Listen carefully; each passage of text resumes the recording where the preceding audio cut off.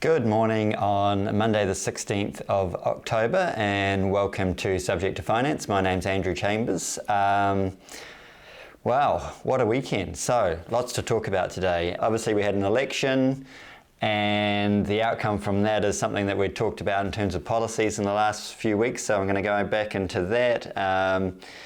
And I'm also going to talk about the AB effect in terms of the All Blacks win over Ireland at the weekend and the combination of those two and what it might mean in terms of the year ahead. So I've also got a little bit to talk about in terms of interest rates, and it sort of ties into this stuff, and it'll be interesting to watch the effect of a change in government and stability potentially, at least knowing where we stand in terms of the next 3 years, and with the government getting a mandate to essentially work to act in a clean way, what's the effect of that in terms of the financial market. So starting off with the election, obviously a really powerful win for Blue in terms of almost turning the tables on what happened at the last election with Labour. And so if we dip back into what I talked about in the last episode actually around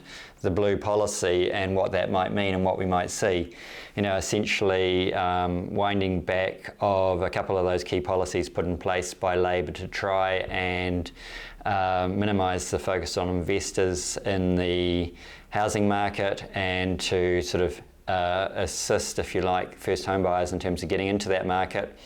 We're going to see some of that unwound, and potentially what that's going to mean is we're going to see some extra activity that we wouldn't have seen from, hopefully, from the investor side, but also maybe just from others who are just a bit more confident in terms of where the market's at, and change of government, meaning that they're now in a position to think about doing that next thing.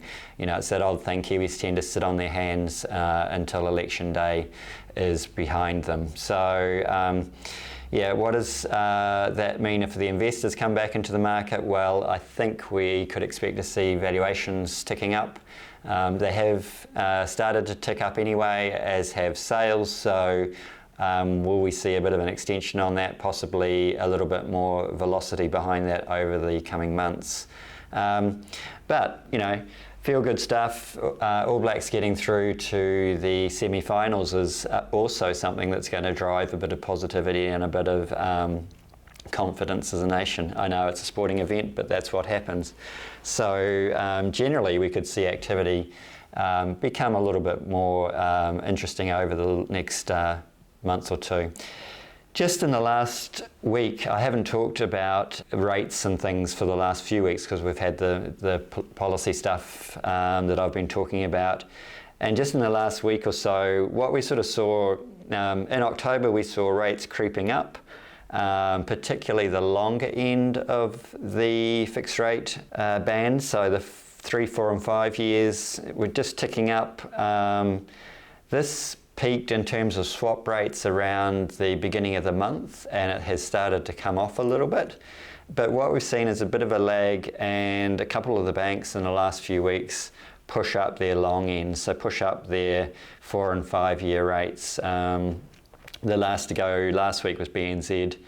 They moved up their 4 year rate to I think 7.19 and their 5 year rate to 7.09. So just sort of a bit of a rebalance going on there.